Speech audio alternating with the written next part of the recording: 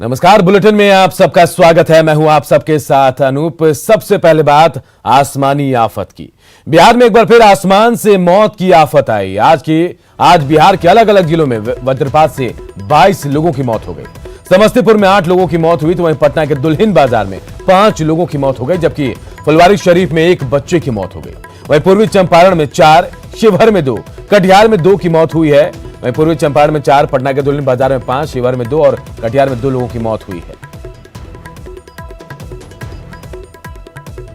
और देखिए, हम आपको 3 तस्वीरें दिखा रहे हैं जहां आसमान से मौत आई है। देखिए, समस्तीपुर, शिवहर और कटिहार की तस्वीरें देखिए, जहां 8 की मौत हुई, वहां 2 की मौत हुई। और ये तमाम तस्वीरें कहने के लिए काफी है कि कैसे आसमानी आफत ने लोगों की जिंदगी छीन ली। समस्तीपुर के रोसड़ा बटहा गांव में ठनका गिरने से 2 बच्चों सहित 3 लोगों की मौत हो गई। पूसा थाना क्षेत्र के मोरसंड गांव में वज्रपात से एक बुजुर्ग की मौत हुई। मुफस्सिल थाना क्षेत्र के भूधारा वार्ड 11 में वज्रपात से एक शख्स की मौत हो गई। मृतक की पहचान सुरेश महतो के रूप में हुई। वहीं मुसरी गरारी थाना क्षेत्र के चैनपुर गांव के वार्ड संख्या 3 में एक 12 साल के बच्चे की मौत हो गई, जबकि विभूतिपुर थाना क्षेत्र के 2 अलग अलग गांव में आज वज्रपात से 2 युवक गंभीर रूप से झुलस गए। अस्पताल ले जाते वक्त दोनों की मौत हो गई। का नाम के आदमी जिनकी मृत्यु हुई है इस घटना में, वो गाछी लिए हुए थे व्यापार के लिए, आम का बगीचा, और उसमें जब वर्षा और वज्रपात जोर से गरज होने लगा तो घर जाने के लिए, भागने के लिए लोग सड़क पर आए। इसी बीच वज्रपात हो गया और तीनों का मृत्यु हो गया। उसमें 2 बच्चा और 1 रुदल पासवान जिनका उम्र 30 वर्ष का था। समाज कल्याण विभाग से मांग करते हैं कि उनके आश्रित को सही मुआवजा दिया जाए ताकि उनके जीवन यापन सुलभ हो सके। ये हमारा मांग है। ये दुखद घटना है। केंद्रीय गृह मंत्री अमित शाह ने ट्वीट कर बिहार में वज्रपात से हुए जानमाल के नुकसान पर दुख जताया है। उन्होंने ट्वीट में कहा कि आपदा प्रबंधन की टीम राहत कार्य में जुटी है और पूरा देश शोक संतप्त परिवार के साथ है। उन्होंने हादसे में घायलों के जल्द स्वस्थ होने की कामना भी की है।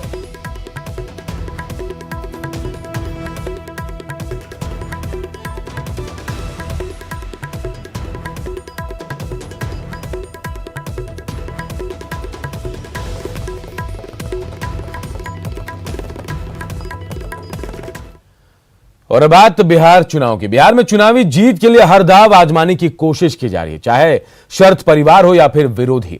आरजेडी ने एक बार फिर कुछ इस तरह की चाल चली जिसने एक नया सवाल खड़ा कर दिया है।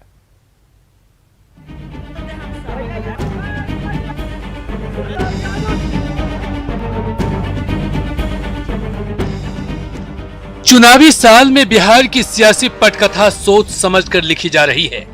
शाह और मात का खेल सिर्फ राजनीतिक दलों के बीच ही नहीं बल्कि पारिवारिक तौर पर भी लिखी जा रही है। इसी कड़ी में गुरुवार को आरजेडी की ओर से एक ऐसी चाल चली गई जो एक तीर से 2 शिकार कर गई। दरअसल आरजेडी ने ऐश्वर्या राय की बहन करिश्मा राय को आरजेडी की सदस्यता दिला दी।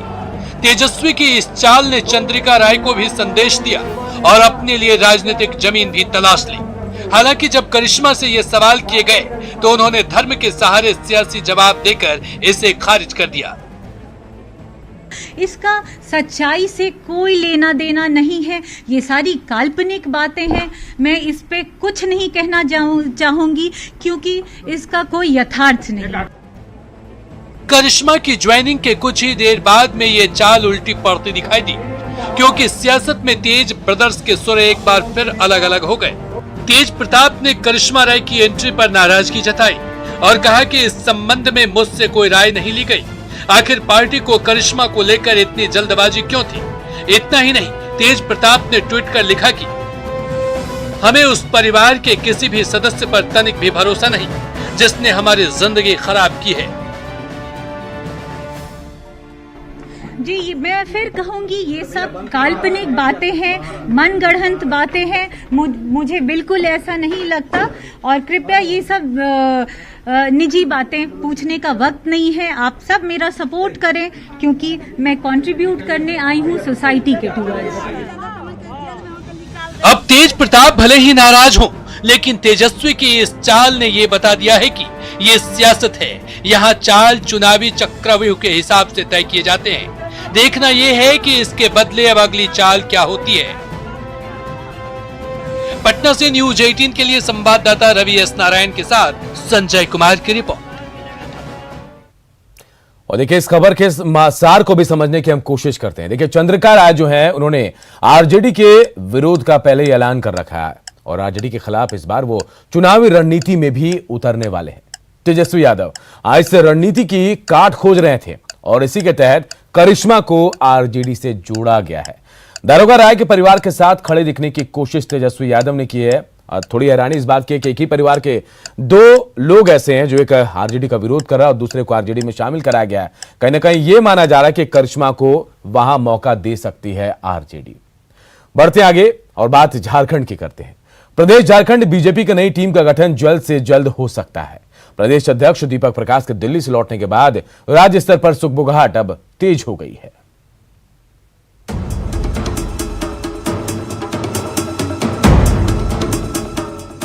नई टीम के गठन को लेकर प्रदेश बीजेपी अध्यक्ष दीपक प्रकाश दिल्ली से आला कमान का निर्देश और संदेश लेकर रांची लौट चुके हैं। दिल्ली में उन्होंने पार्टी के राष्ट्रीय अध्यक्ष जेपी नड्डा और संगठन महामंत्री बीएल संतोष समेत कई वरिष्ठ पार्टी नेताओं से मुलाकात की। सूत्रों के अनुसार प्रदेश अध्यक्ष दीपक प्रकाश के नेतृत्व में नई टीम का ऐलान हफ्ते भर के भीतर कर दिया जाएगा। न्यूज 18 को मिली जानकारी के मुताबिक प्रदेश संगठन के नए स्वरूप पर अंतिम मुहर लग चुकी है।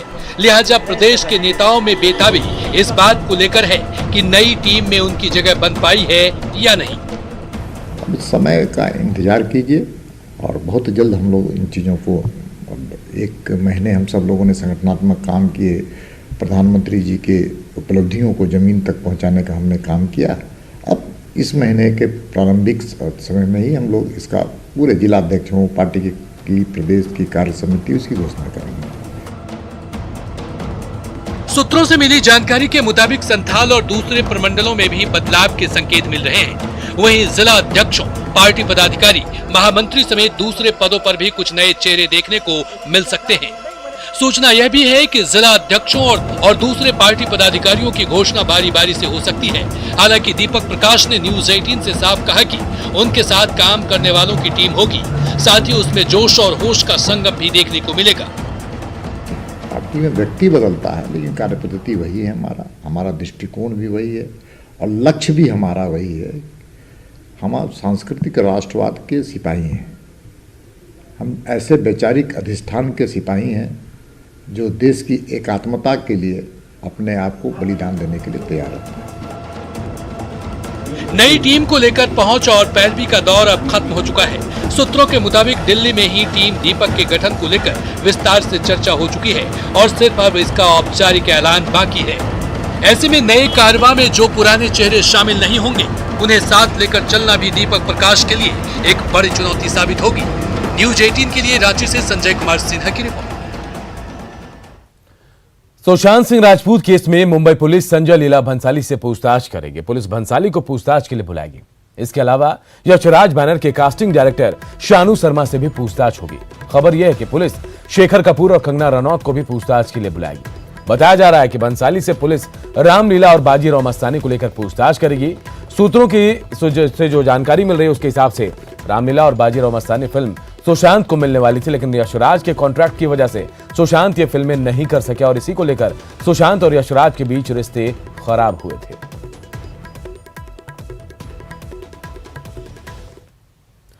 कला संस्कृति मंत्री प्रमोद कुमार ने अभिनेता सुशांत सिंह राजपूत की मौत मामले में भारत सरकार से उच्च स्तरीय जांच या सीबीआई जांच की मांग की है। मंत्री ने महाराष्ट्र सरकार की कार्यशैली के साथ साथ जांच पर भी सवाल उठाया और कहा, राज्य सरकार पर भरोसा नहीं।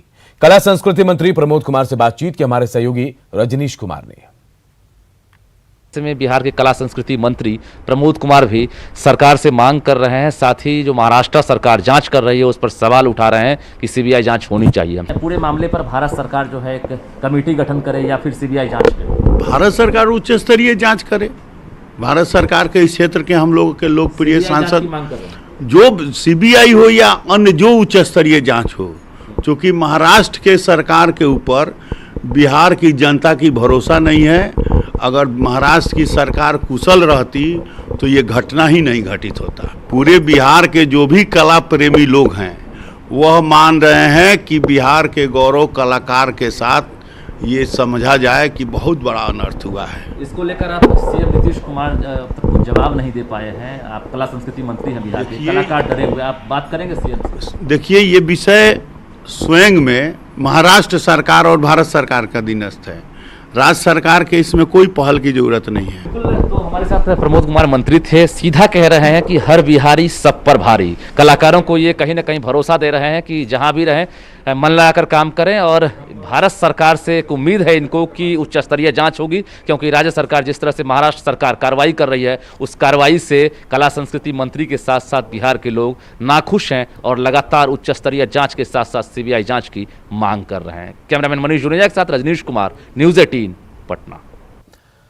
और जियो से जुड़ी हुई एक बड़ी खबर इस वक्त आ रही है। भारत का अपना एचडी वीडियो कॉन्फ्रेंसिंग ऐप जियो मीट से एचडी क्वालिटी में फ्री वीडियो कॉन्फ्रेंसिंग हो सकेगी। 100 लोगों के साथ एक साथ वीडियो कॉन्फ्रेंसिंग होगी और सभी के लिए मुफ्त है जियो मीट वीडियो कॉन्फ्रेंसिंग ऐप। देखिए, एक बड़ी उपलब्धि कह सकते हैं जियो के लिए। Jio meet video conferencing app launch किया गया है और 100 लोग जो हैं एक साथ इस वीडियो कॉन्फ्रेंसिंग में जुड़ सकते हैं। किसी के लिए भी मुश्किल नहीं होगा, सभी के लिए मुफ्त है जियो मीट वीडियो कॉन्फ्रेंसिंग ऐप और किसी को इनवाइट कोड की जरूरत नहीं है। जियो मीट के लिए अगर आप किसी को इनवाइट जैसे पहले इनवाइट करते थे, इसकी जरूरत नहीं है। जियो मीट ऐप में शेड्यूल मीटिंग, शेयर स्क्रीन की भी सुविधा है। ये बड़ी खबर हम आपको बता रहे हैं, भारत का अपना HD video conferencing app launch हो गया है। जियो मीट से अब आप एचडी क्वालिटी में वीडियो कॉन्फ्रेंसिंग कर सकेंगे। 100 लोगों के साथ एक साथ वीडियो कॉन्फ्रेंसिंग आप कर सकते हैं। सभी के लिए मुफ्त है जियो मीट वीडियो कॉन्फ्रेंसिंग ऐप। जियो मीट के लिए किसी इनवाइट कोड की जरूरत भी नहीं है। जियो मीट ऐप में शेड्यूल मीटिंग, शेयर स्क्रीन की सुविधा भी है और लॉकडाउन में बेहतर तरीके से काम करेगा। दूर से काम करते हुए भी आप लोगों से, अपने ऑफिस से, तमाम जगहों से कनेक्ट रहेंगे।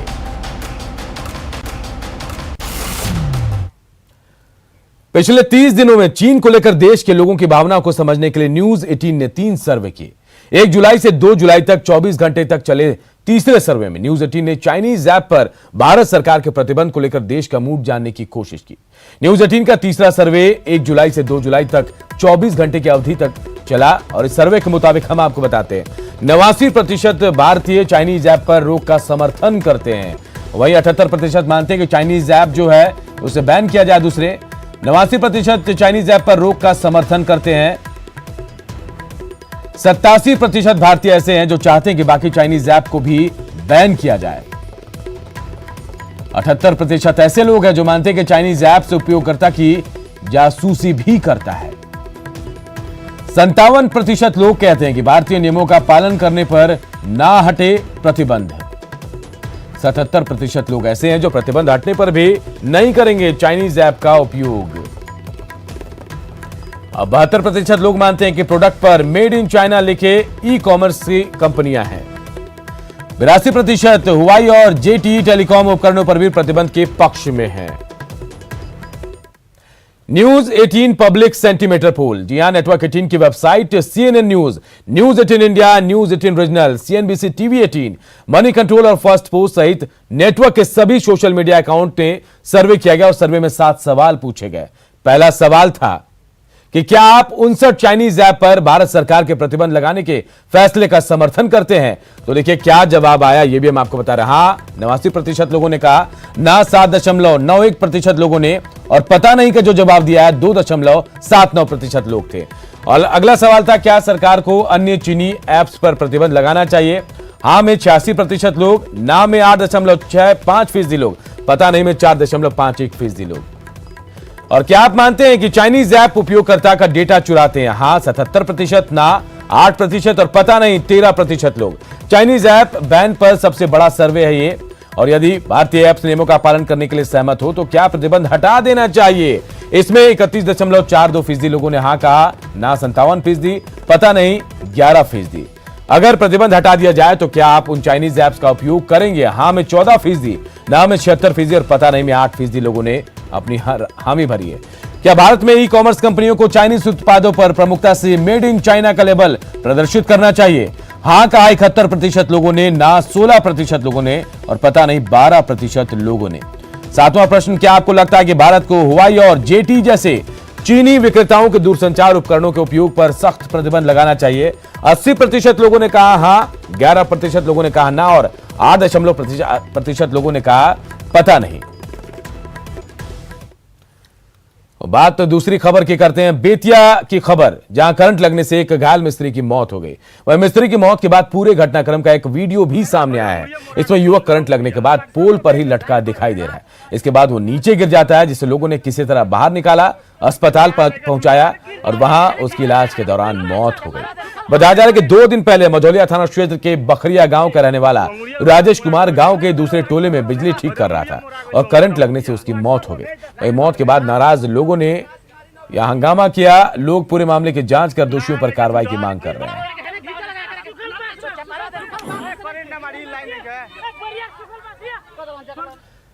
साहिबगंज शहर को रोशन करने के लिए हाई मास्क और स्ट्रीट लाइट लगाई गई, जिसमें लाखों रुपए खर्च हुए, लेकिन ये लाइट आज शोभा की वस्तु बनकर रह गई है।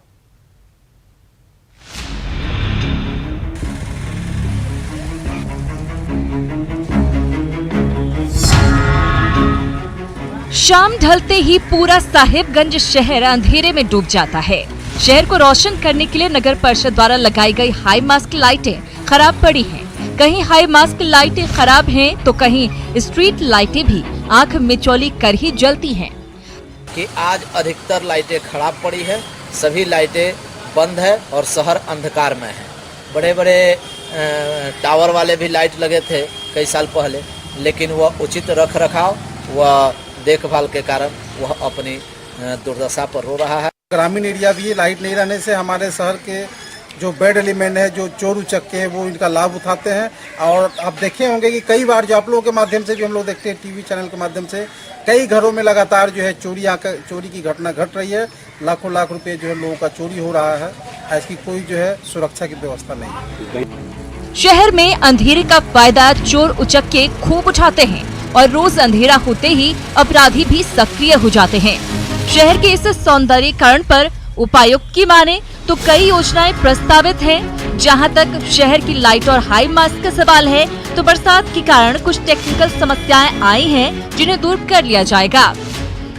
जो करंट स्ट्रीट लाइट है उसमें जहां पर भी most of the street lights तो जल रहे हैं। मैं खुद भी कई बार दौरा किया हूँ रात को। कुछ एक जगह पे समय समय पे ख़राब होते रहता है। अभी जैसे बरसात का समय है, कहीं शॉर्ट सर्किट होता है, कहीं कुछ होता है। तो जो भी है जहाँ पे जो भी ख़राब होते रहेंगे, मेंटेनेंस के तौर पे हम लोग तुरंत उसको ठीक कराते रहेंगे। साहिबगंज में बरसात के दिनों में अंधेरा होते ही परेशानियां बढ़ जाती हैं। ऐसे में नगर परिषद को शहर को रोशन करने पर विशेष ध्यान देने की जरूरत है और लाइटों की खरीद में गुणवत्ता पर भी ध्यान देना होगा। न्यूज़ 18 के लिए साहिबगंज से निशांत की रिपोर्ट। और पूरी दुनिया में कोरोना के मामलों का बढ़ना बेकाबू रफ्तार से जारी है। भारत इस सूची में चौथे स्थान पर है। इस संकट से लड़ने के लिए एक और वैक्सीन पर शोध चल रहा है, तो दूसरी ओर कोरोना के लक्षण वाले और इसके फैलने के तरीकों पर भी रिसर्च की जा रही है। इसमें रोज नए खुलासे भी हो रहे हैं।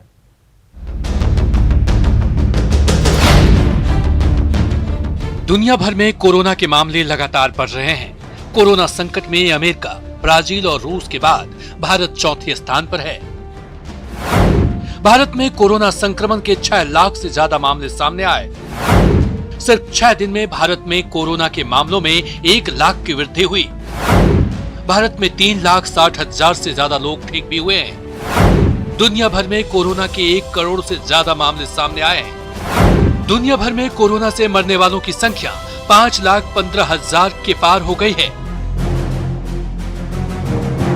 भारत में जिस तरह से कोरोना के मामले बढ़ रहे हैं, अगले 2-3 दिन में भारत रूस को पीछे छोड़ देगा। जानकारों की माने तो सामाजिक दूरी और सैनिटाइजेशन कोरोना से बचने का सबसे अचूक उपाय है। नई रिसर्च में ये बात सामने आई है। कोरोना के कण बिना हवा में चले ही 8 से 13 फीट तक की दूरी तय कर सकते हैं। 50% नमी और 29 डिग्री तापमान में कोरोना के कण भाप बनकर हवा में घुल सकते हैं। इंसान के खांसने पर 3,000 ड्रॉपलेट्स और छींकने पर 40,000 ड्रॉपलेट्स निकलते हैं। ड्रॉपलेट्स में कोरोना के कण होने पर वो हवा में घुल सकते हैं या सतह में रह सकते हैं।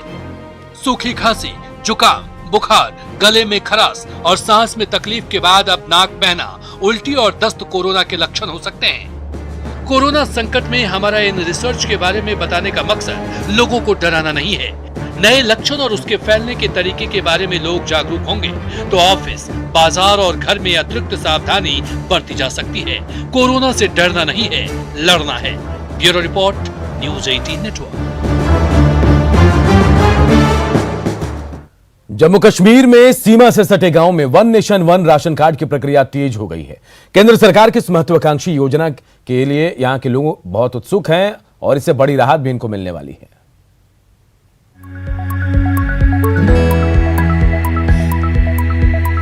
कोरोना वायरस महामारी की वजह से लॉकडाउन के इस दौर में one nation one ration card की प्रक्रिया राजौरी के लोगों के लिए, खासकर गरीब तबके के लिए तो संजीवनी बनकर आई है। लॉकडाउन की वजह से लोगों के घरों में राशन की कमी होने लगी थी। 1 जुलाई से लागू हुई केंद्र सरकार की इस महत्वाकांक्षी योजना को यहां पर लागू करने का काम तेजी से चल रहा है। गरीब लोगों को कम कीमत में राशन मिलना शुरू हो गया है। खास तौर पर उन मजदूरों के लिए जो दूसरे राज्यों से यहाँ काम करने आए हैं, उन्हें भी अब महंगा राशन नहीं खरीदना पड़ेगा। केंद्र सरकार की इस योजना की शुरुआत 20 राज्यों और केंद्र शासित प्रदेशों में होगी। इस योजना के तहत देश के गरीबों को कम कीमत पर राशन मिलेगा।